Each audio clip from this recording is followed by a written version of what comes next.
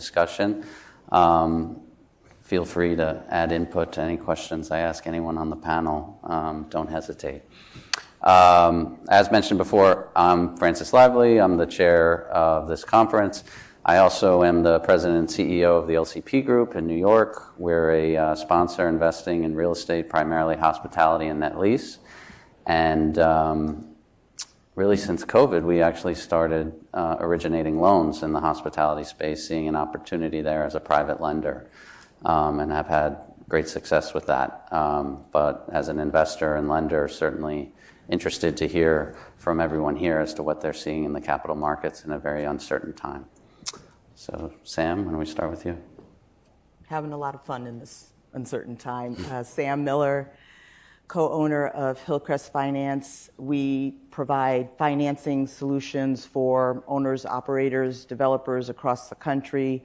We focus on all property sectors. We like to say we're property sector agnostic, but definitely have our opinions, and it's a relative value kind of decision.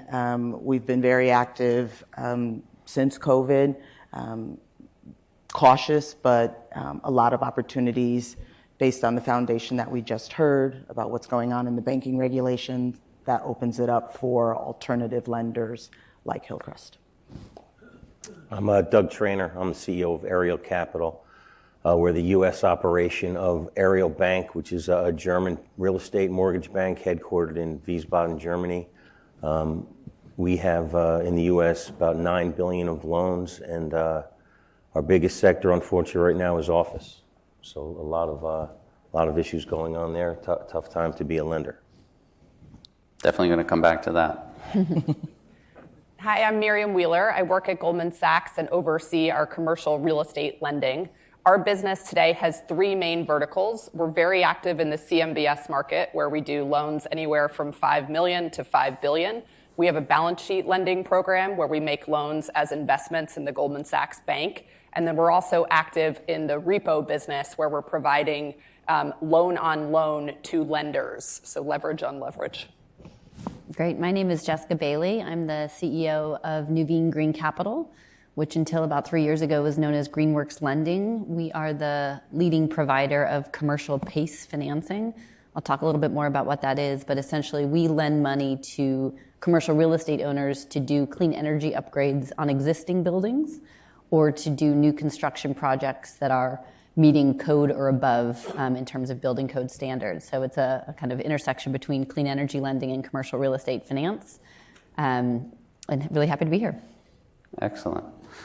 Well, thank you all for joining. I would love to get to some of the topics that Andrew discussed, but first to set the table, Miriam, as the resident panel member at one of the larger traditional banking institutions, it would be you have a unique view on the market. It'd be great to sort of just get your view on where securitized lending is today, the traditional bank loan market, and just sort of how you see the commercial real estate lending market generally in your position at Goldman.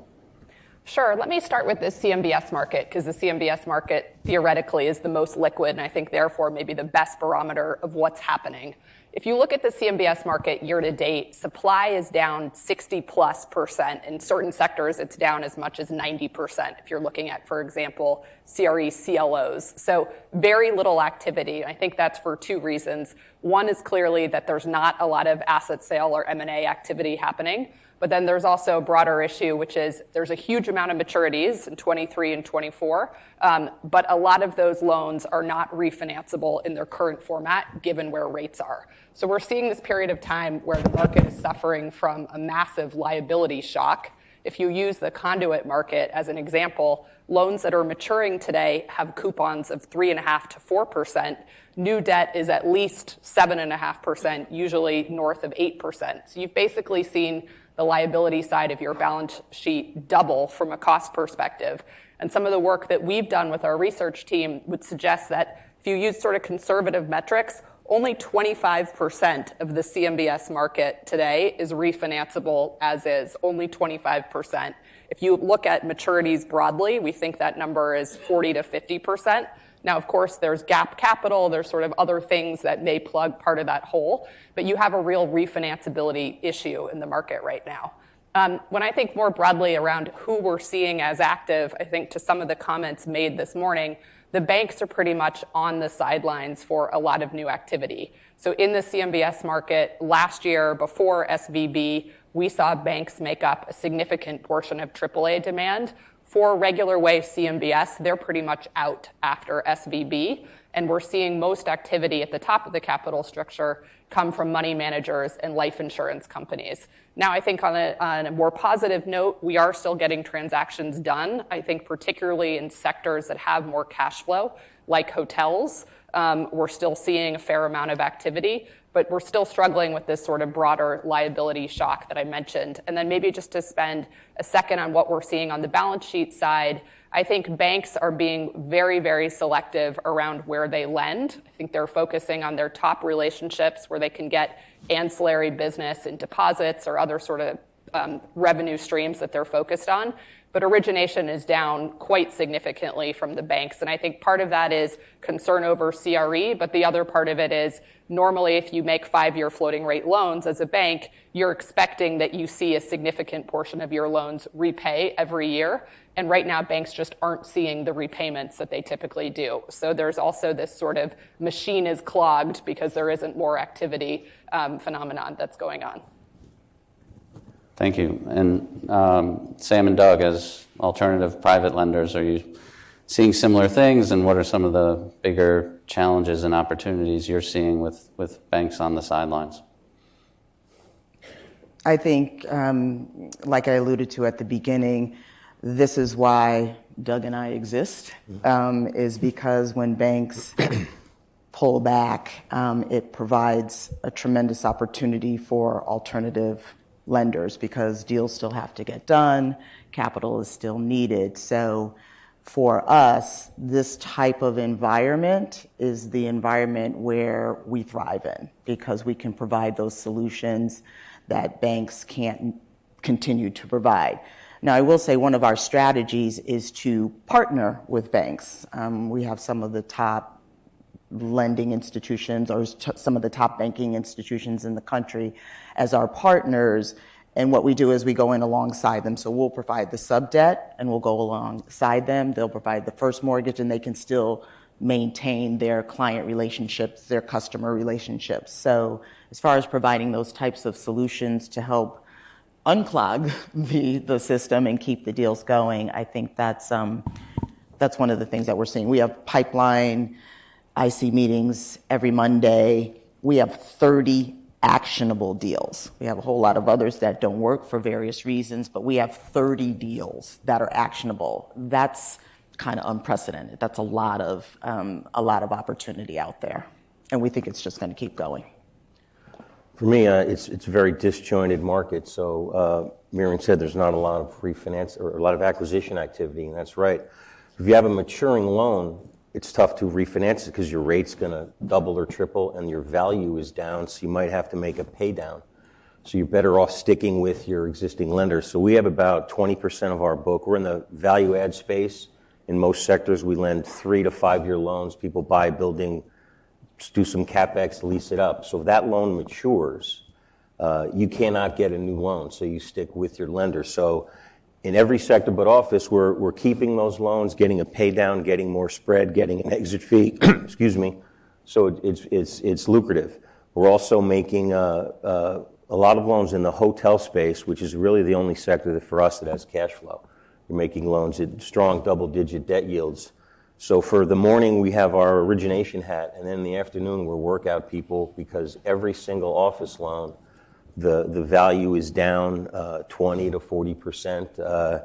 Even if you have cash flow, we're doing workouts on buildings that are 100% leased with a double-digit debt yield, which is unprecedented for me.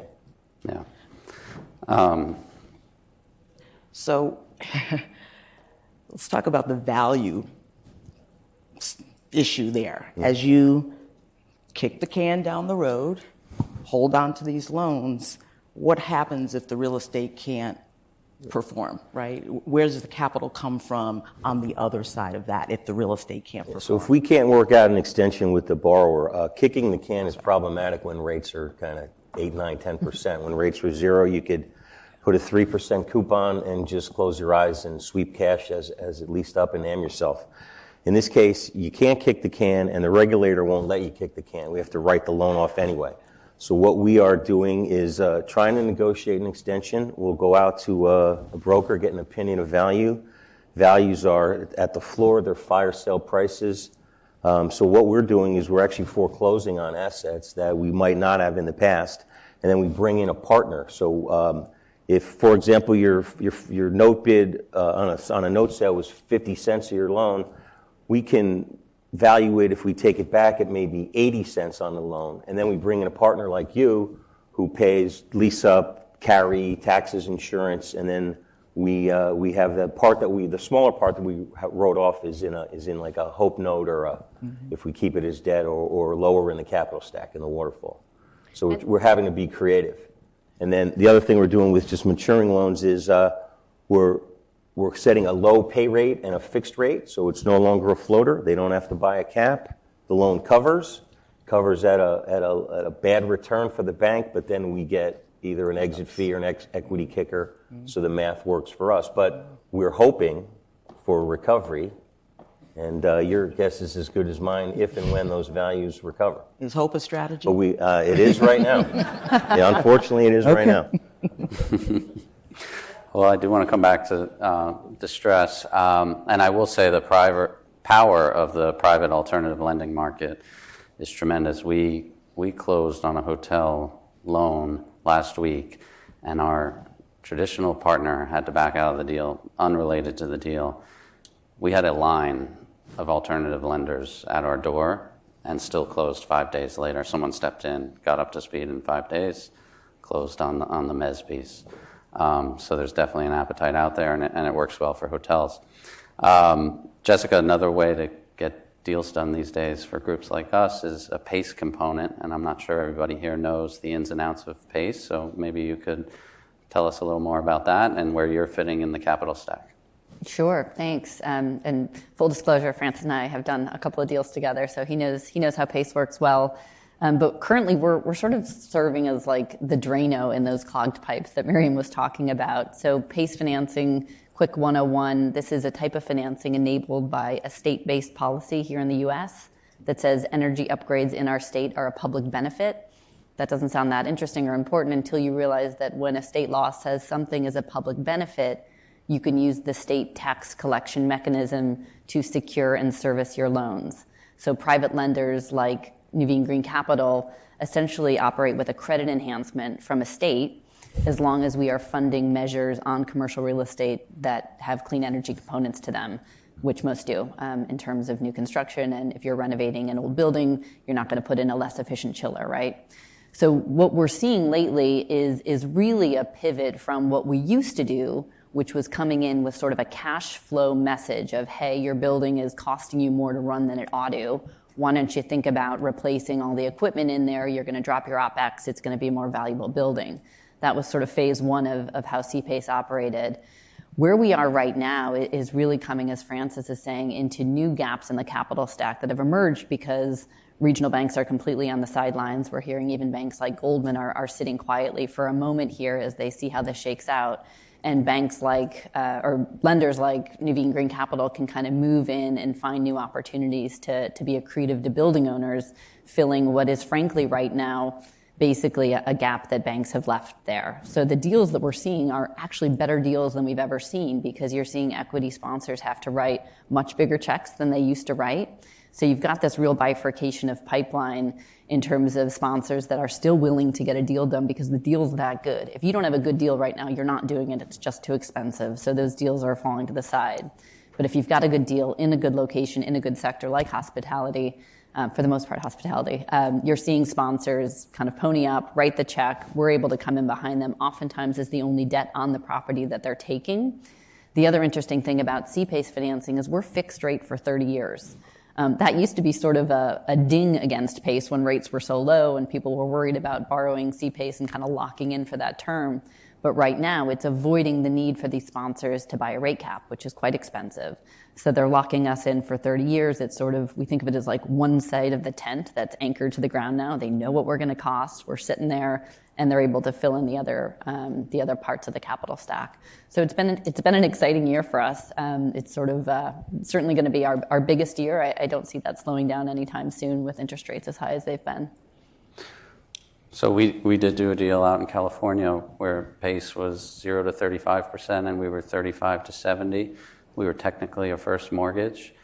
I felt really good about it, but there are partners we have who view it as a priority encumbrance and gives them hesitation.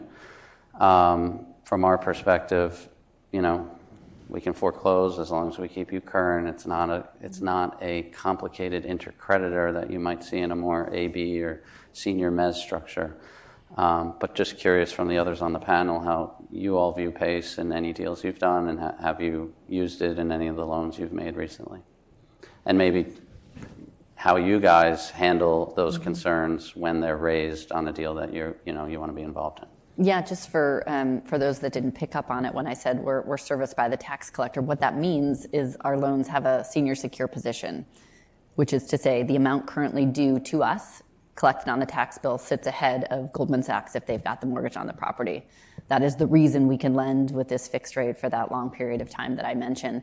But in every deal we've done, and we've done hundreds of them across the country, we get the senior lender to sign something consenting to us coming on. So when Francis and I did a deal together, his firm had to sign something saying, I understand that there is going to be a PACE assessment on this, and if the PACE assessment goes unpaid, the recourse is the same as if they didn't pay their property taxes.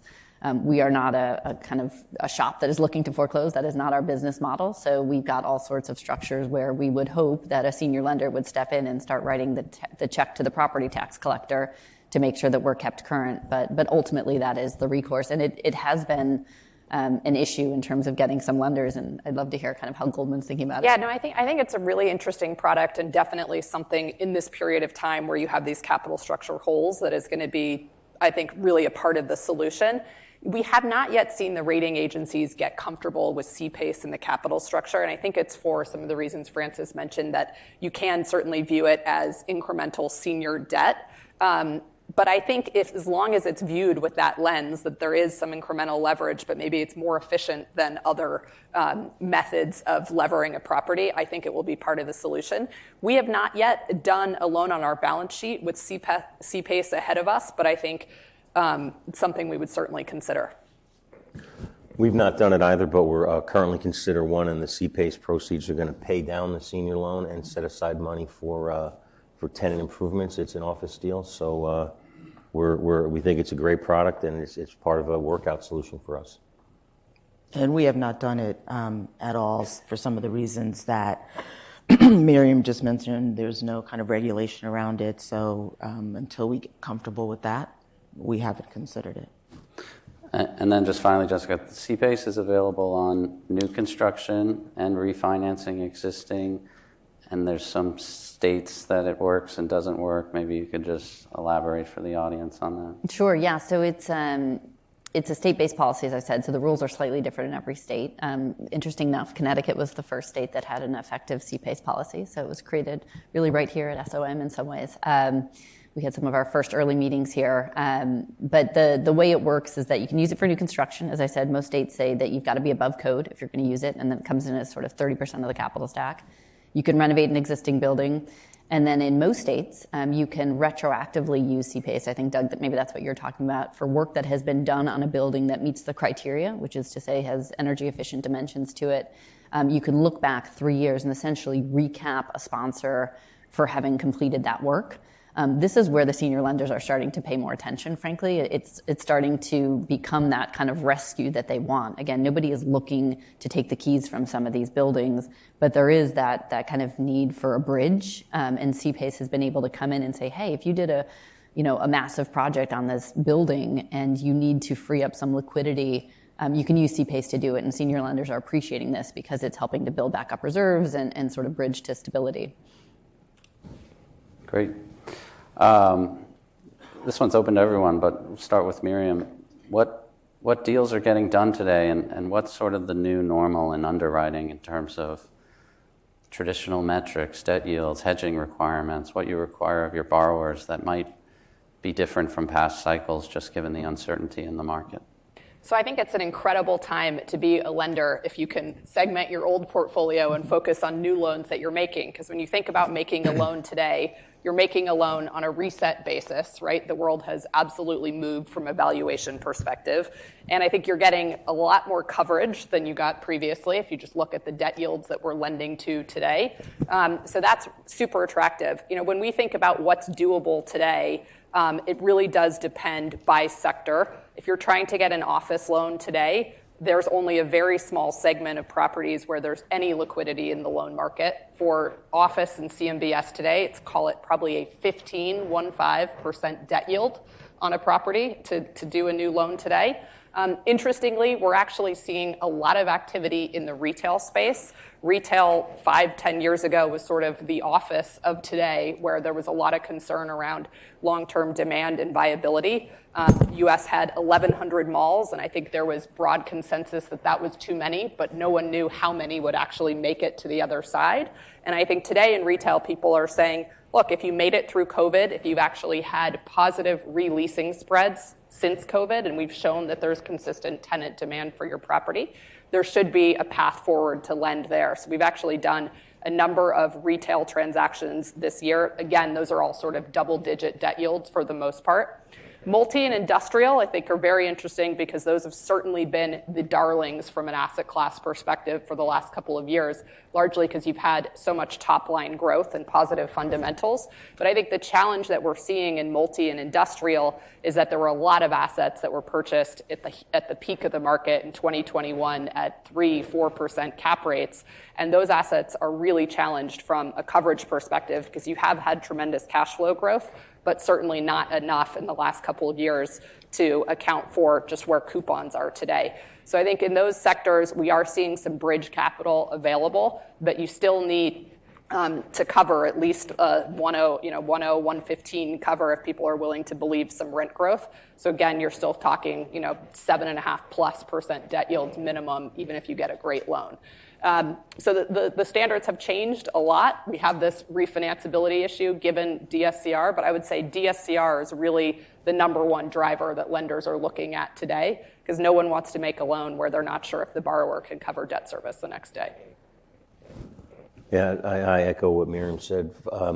Office is kind of red line. No, and we do kind of big loans, and you have to syndicate the loan, say if it's over $100 million. So if you took down an office loan, even with a 15 debt yield, I'm not sure I could sell it.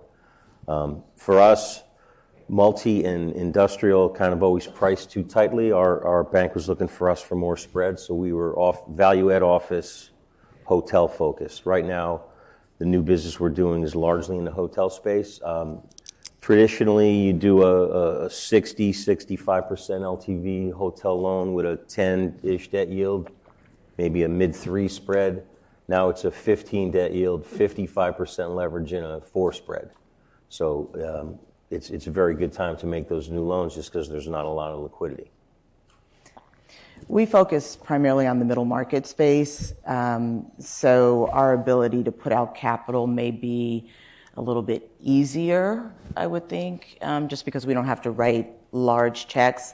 It also helps us really kind of focus on providing the solution. We actually did an office loan in this cycle, and I think what's different is that the attention to the details of the business plan and the borrower and who the borrower is and their ability to execute has become heightened. And I think also the structure, how you structure the deal in order to, have your safe haven, so to speak, or your ability to sweep. So the deal that we did was in DC.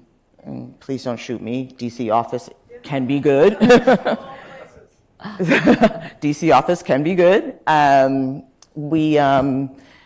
The dynamics there were the office is 1 block from the Capitol and 1 block from Union Station. So the tenant base are people who have to be on the Hill, right? So they have to be in the office. So the leasing that was done between the pandemic and when we did the loan, which was at the beginning of this year, was tremendous. They did about 65% leasing in that period of time. So that told us that there was a market for this particular product. So I think when you're looking at, you have to be able to look at individual transactions. It was a refi, again, not a new deal. It was a refi. And we were able to get a really, really strong debt yield on it. We were low in the capital stack, 55% LTV, and it's going to return our investors a 17. So, a decent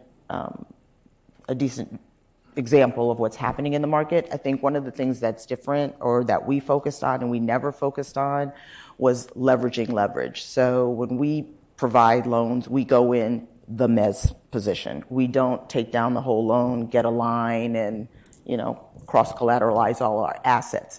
Now, when everybody was doing this and times were good and the rates were up and our rates were kind of low, we were thinking we were wrong. But I think in times like now, if you are looking at some of those, like Doug is saying, some of those things are hard to refinance because they're just out 100% out of the market. So I think with respect to how we are looking at going in the future, we're going to continue to not leverage, so we won't use warehouse lines if they're available. A lot of them aren't available anymore.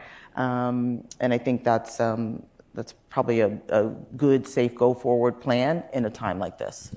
Yeah, maybe just to jump in there for a second, because I do think there's some interesting regulatory backdrop to this. So the regulators are definitely, from a capital treatment perspective, pushing banks to be more in this warehouse business than they are in direct loans. So if you make a direct loan, that's 100% risk-weighted asset. If you do a warehouse, that's 20% risk-weighted asset, meaning that you're going to get much better returns on that warehouse. I think there are also a lot of debt funds who historically did do A-notes instead of warehouses for exactly the reasons that Samm mentioned.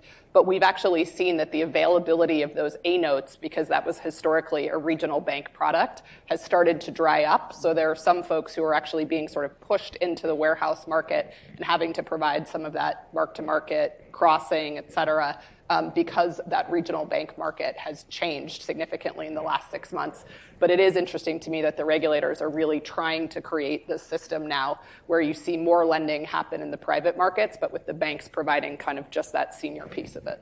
Yeah, I think on the investor side, that makes it really difficult because when they're underwriting their investment, they're not considering that additional risk that leverage on leverage puts them in, and the cross collateralization, the mark to market, the recourse that's associated with it, and the margin calls. Yeah. So I think if you don't have that matched maturity, and you have recourse and you have the risk of margin calls, that puts an additional level of risk, and that impedes your equity value as well. So I think from an investor's perspective, that's how our investors look at it, and we counsel them to look at it in that way. You have to add on, and it's a matter of risk. How much risk do you want to take, right? So we tell them, understand that this is an additional level of risk that you're taking when you're in these types of loans. The banks like it for all the reasons your investors don't. Of course. I wanted, Samm, just to pick up on something else you said about office, and we heard it earlier, and everyone who's listened or read anything in the last couple of months has heard, office is sort of the stepchild here that nobody wants to talk about. But we're sort of seeing what Samm's seeing, which is in certain locations, office is still an asset class that you might want to invest in. It's sort of easy to write it off and say people aren't coming back to work and office is going to be a problem. But what we're seeing is actually, yes, Class BC office, that's challenging. It is a challenging market right now, to be sure. And I don't know if anyone saw this morning, the White House came out with a big program to try to renovate offices into multifamily. Good luck with that. It's going to be really hard. But Class A office and sort of companies that want to bring people back, they're starting to build again. They're starting to think about where those offices ought to be sited, and it is very location specific. So our team is a regional team, and everyone always notes that, all real estate is local, but it's very hyper local right now in terms of underwriting, in terms of understanding the fundamentals, understanding the population trends in a particular market. But there are a lot of places in this country where people are moving, and there's been a lot of focus on multifamily, but the office has not grown up around it. So we're starting to see some interesting opportunities for Class A kind of high quality office space in places that you might not expect. So that's kind of an exciting piece of what we're seeing. And also, I think, this thing about office, we've been talking about this since the pandemic, and are people coming back to work? And especially on our side, the real estate, I went to a conference in 2021, virtual conference, didn't go, virtual conference, and one of the office providers said, New York is back. It's back. People are leasing. And everybody around the screen was looking at him kind of sideways, like, what do you mean it's back? Are you doing more than you were doing in 2020? Sure.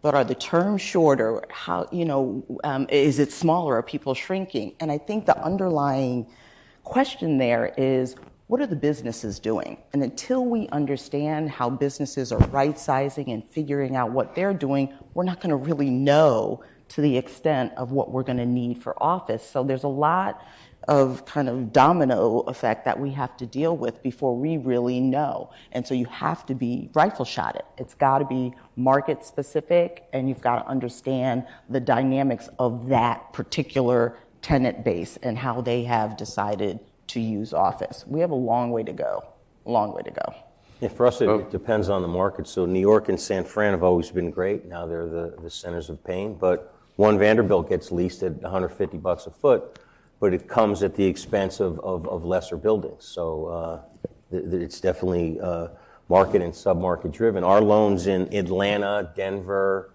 Dallas, San Diego are fine so far. So that's a good segue. Small anecdote into that segue. It's interesting to hear about covenants. I was at a conference. Another large lender said, DSCR's back. And they opened up they had their analysts open up the loan agreements, and those covenants had dust on them, and they had to actually have a tutorial to explain to them what DSCR meant. And I have strong opinions on office. I don't think you can train young people virtually. People need to be in an office. They need to get together. We're back 3 days a week. I think there are short-term memories in this industry, and we're still in that short-term memory moment. But when a cycle of layoffs come, people are going to start showing up in the office again. Hi, I work here. And I do think people will downsize. Now, Andrew said the office is a huge component of what's impacting real estate and valuations, and it certainly is. I'm not going to deny that. But isn't it interest rates and the magnitude of the growth? Doug, we talked about this last night. I mean, that is what's really... Yeah, in my view, everybody blames this on work from home. If interest rates were still 3%, we wouldn't be having this conversation on office, in my view. Exactly. So we need... It is a shift in demand, but it will get absorbed. It's a cyclical business. I think you'll see people going back to work. It's interesting, in our shop, the 50-year-olds show up and the 23-year-olds who live in Manhattan work from their apartment. So you would think it would be the other way. But we need, in my view, rates to, I think we've hopefully stopped. I think people think now it's going to be higher for longer, but people need to know their cost of capital. And that to me is the biggest uncertainty. And you said 3 days a week. You're back 3 days a week. So that's a shift too, right? Used to be 5 days a week. So I think there are a lot of shifts, right, that have to be accounted for.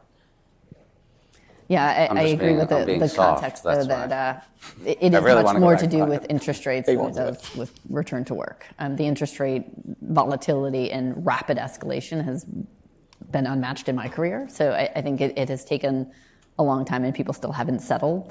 You basically got to redo everything you did over the last couple of years in this new interest rate environment, and there's a lot of deals that just don't shake out anymore, which I guess was part of the point of raising them to where they are now. But it'll take a while for that to kind of run through the bloodstream of the industry, and it seems like we're going to be in this market for a while, so we'll sort of start to operate within it in a way that I think could be healthy long term, but felt a little bit jarring over the last 12 months. I think, though, there is a capital issue, too, with the way that people used to look at office versus the realities of today. We're in the office 5 days a week. I agree there's absolutely demand for the best buildings, but I think that two things have changed in addition to interest rates. One is that the cost of acquiring tenants has gone up quite significantly in terms of the TIs, LCs, free rent that you have to pay basically to attract tenants. And I think historically the market ignored a lot of those things. We used to value office by capping a stabilized NOI, not capping net cash flow, that actually accounted for that high cost, people would kind of normalize the free rent. When you really look at the business of operating office and the free rent and all of those capital items that have increased to acquire tenants, I think the business model just still has a ways of resetting to go before those numbers make sense. Okay, so one final question for me, then we'll go to the audience if the mics can be ready. Your option, what keeps you up at night, either worries or opportunities that you're excited about? Or, and I'm interested in this one, how is this cycle similar or different from prior ones you've been through in real estate? Been through a lot. Started in the late 80s. So seen a lot of talk around distress. And when something happens, whatever it is, people, investors, bankers, everybody kind of runs to, oh my God, there's going to be tremendous opportunity in the market, and they kind of feverishly raise this capital, and then they sit because they can't deploy it, because the opportunities don't necessarily happen that way. It happens, we believe, in phases, and there are themes with those phases. The first is liquidity crunch or crisis, whatever you want to call it, right? Banks, everybody kind of pull back, sit, look at their existing book before they do anything. There are some opportunities there because there are deals out there on the books. We had one that we did in Atlanta. Bank just pulled back and said, we're not doing it. The borrower sponsor was in deep out of their pocket. So we were able to kind of go in and do that transaction. So that's an opportunity that happens during that liquidity phase. But then people get it together and they figure out what's going on and they get back into the market. So that liquidity kind of loosens up. Doesn't open up, it loosens up.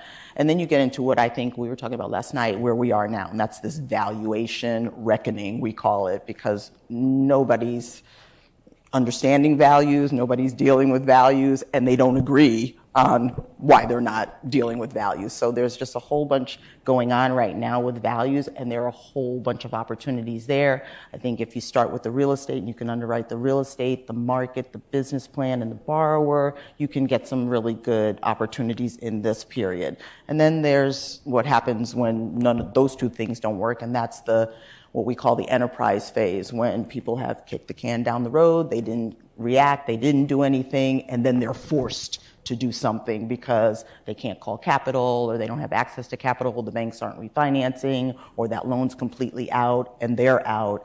And so then there's enterprise opportunities. And for us, that's where we see the opportunities. So looking forward to the enterprise phase of this, want to get through the valuation, because the arguments on valuation are just ridiculous, but that's part of the cycle.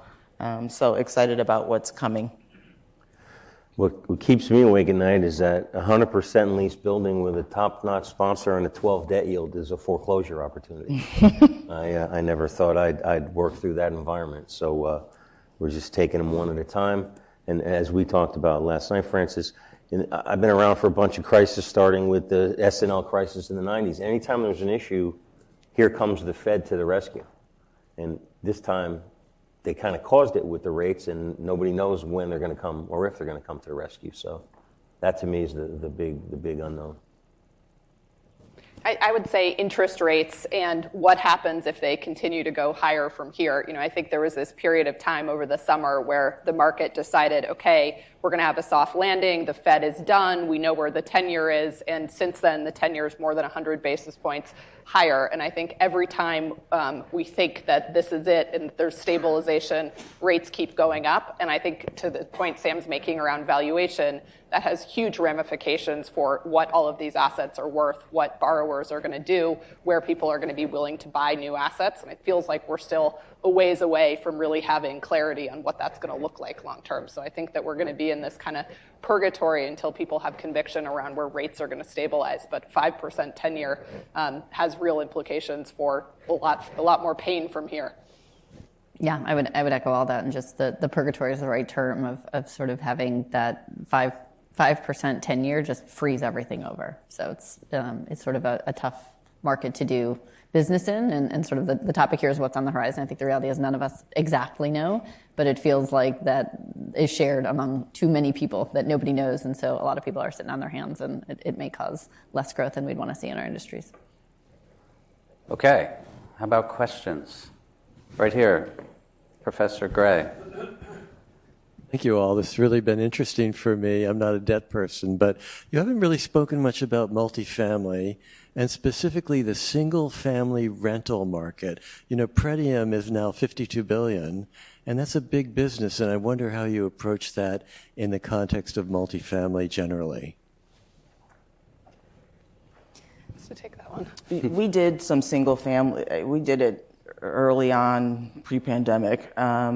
We did a couple. It's actually 6 SFRs. We view it as an operator business, right? We really underwrote the operator because that's exactly what it is. It's really, it's not people just renting, going in and out. You really have to have a good kind of model and system implemented in order to keep those tenants happy. It's also a market thing as well. What's going on in the market? What's the dynamic in the market? Who's the renter in the market? It was a good deal for us. We did the mezz on that, and probably we were in at 60% LTV, locations, Arizona, primarily in Arizona. Returned our investors like a 14, which back then was great. Really good. As we look at it going forward, we think it's going to pull back and slow down a little bit. So we haven't really looked at a lot of it recently, but it's an interesting segment in the market. We're seeing the opportunities in still multifamily in what we call it the hockey stick, kind of all the markets where you want to be, which is basically not the cities, not the big cities, and that's a pandemic-driven thing that actually started before the pandemic because in our state, taxes are horrible, so people were leaving because of those reasons, but I think the pandemic just kicked it in the butt. So we see a lot of multifamily opportunities, but we like kind of in those markets in particular. Yeah, I think it's an interesting business model that certainly has been tech-enabled. You could not have done SFR in the same scale 20 years ago before you could kind of efficiently manage scatter site properties. So I think that's interesting. I think it absolutely is going to suffer from some of the same valuation issues given where rates have moved that you're seeing in multifamily, just given how tight some of those assets were purchased in 2021. I think the other consideration is rent regulation. To me, it seems like institutionally owned, largely private equity owned SFR is a very easy target if you see the economy suffer more and you see a lot of people saying, why am I paying so much rent here? It's increased 20-30% and Blackstone is my landlord. So I think that's one other consideration that is particularly acute for that part of the housing market. Okay. I have a loud voice. I can just talk. Thank you. I really appreciate that Samm has been sharing interest rate details as a builder-developer of multifamily in Charlottesville, Virginia. I'm very curious as I hear about the capital stack here, and so very informative to hear what you see as kind of the interest rate realm that you're working in these days. And then Jessica Bailey was talking about what you're doing with the sort of green building loans. What do those loans tend to cost for the developer who's putting in a very green community? Sure. So our rates are tagged off a 10-year treasury. Right now we're pricing 10-year plus 360, something like that. 10-year plus 3.6? 360, yeah, 360 basis points. It'll depend on construction risk, sponsor risk, location, building type, but that's Sure. a good ballpark for you. Very good. Okay, and then you guys would be typically getting packaged then with some bank debt that comes along as the primary? That was the traditional way to use CPAY, sort of alongside debt. We're seeing more and more that we are the only debt in a property. So we've got a big equity check, 30% PACE, and that's it. There are obviously a bunch of debt funds that are filling some of that gap in there as well, but we are, for the first time this year, coming into properties as the only debt with 30% of the capital stack. Is it all 30-year duration, or can you do shorter duration? 20 to 30 year. We can go down to 15-year, but generally it's a 20 to 30-year product. Is there a penalty for early prepayment when rates drop back down? Or? There's a sliding prepayment penalty scale. It's not a yield maintenance, but sort of 3% in the first year, kind of ticking down from there. So it's not overly painful, and that's heavily negotiated, as you might imagine. We need to talk. Todd? Question going back to one of your earlier comments, and I'm just curious about cash-in refis at this point. Meaning, have you been able to find those preferred stock partners or other than mezz or debt type partners to help you and with some of the borrowers to do, refinancings when their property is not worth what it once was relative to the loan size?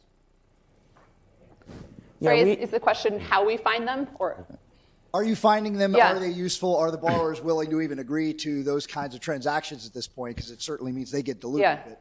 No, I think it's a great question. I think, I think there is a lot of availability for certain property types. I think if you're an equity fund and you have money that you want to put out, it is hard to have conviction around buying an asset outright right now. What's your exit cap rate going to be? What is growth going to be? A lot of assumptions that you have to make to write that check to actually buy a property outright. But I think there are a lot of folks who are great investors who say, I don't really know exactly if this is going to be a 6 cap or a 7 cap, but I do feel really good in the 60 to 80% of the capital structure. And so I think if you have good properties in markets that people want to lend in, there is abundant capital there. But it is very selective. And so I think if you're talking about an office loan, even if people are convinced that there's equity value, very little capital there, very little capital outside of sort of core markets that people want to be in. And then I do think that there's much more differentiation to some of the points made about this being a micro market in terms of, do you have the right building on the right corner on the right side of the street? Do you have amenities that tenants want, whether it's multi or anything else? But for good assets, that gap capital is absolutely available. It's expensive, but it's out there. We got a microphone down here. We all hate high interest rates because they cut our cap rates. But you're of course fearful that the Fed might raise them more, but at least are you somewhat reassured by the fact that we now have capacity to drop them should we want, where at 0%, we had no brakes left, if you would. So is there a balance in your feeling about the future of interest rate structure? And just to add to that, when or why not are spreads coming in? Someone asked me to ask you that. Yeah, that's a good question. I think, sadly, the answer is for a regulated bank, you have to meet a coverage. And if you have too fat a spread, you don't have the coverage and your loan's distressed. So, as I said before, we're to try to fix some of these deals, cutting the spread, making it a fixed rate. So now the loan looks pretty, but then we have an exit fee or an equity kicker. But it's a lot of times in a regulated bank, you have to fit your structure inside the regulatory box, which doesn't always make the most sense.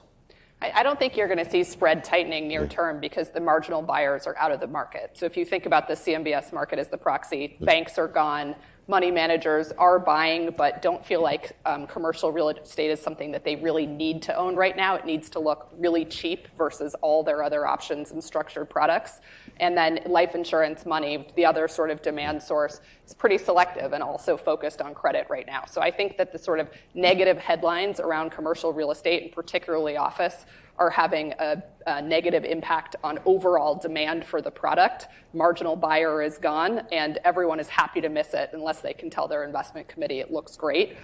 So I don't think there's a catalyst for a lot of spread tightening near term. If some of the office mess gets cleaned up, if you see a lot of tightening in other markets, agency mortgages, maybe that changes. Interestingly, this year, if you look at the relationship between corporates and CMBX, which is a CMBS index, it is wider than it's ever been, where CMBS has massively underperformed corporates, and yet you're not seeing people step in and say, it's cheap. To your point on rates, I think, yes, the Fed does have more flexibility now, but I think near term, the risk is actually that you see rates go higher, because I think for Powell in particular, controlling inflation is so important to his legacy, and so far the market has been able to absorb it. So I think unless you see some sort of big crisis, I don't anticipate rate cuts anytime soon. Okay, we have time for one more right here in the middle.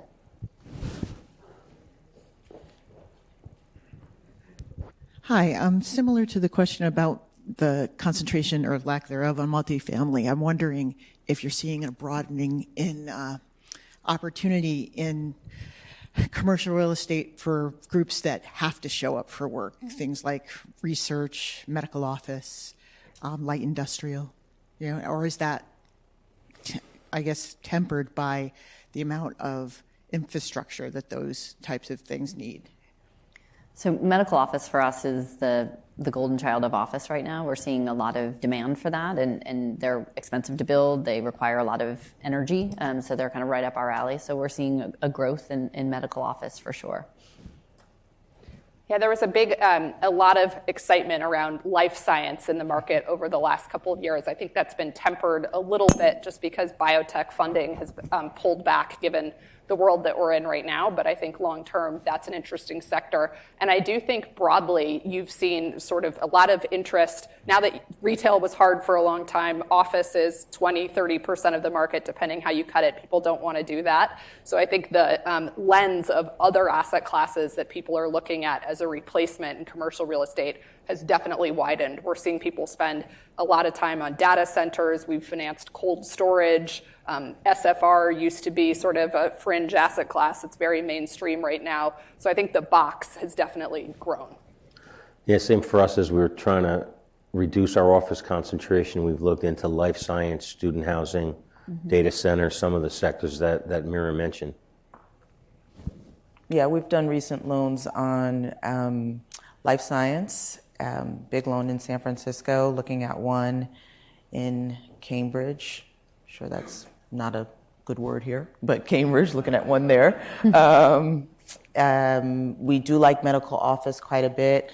We do like industrial, point of service industrial, because our kids want it now when they want it. So that's still a big thing. We just did one in Boston. We like retail as well. We think there's some opportunities, some really good opportunities in retail, that good old traditional convenience retail, the grocer anchored, is a good opportunity. Sometimes hard to find because everybody thinks it's a good opportunity. So, well, that's time. Well, sorry about that.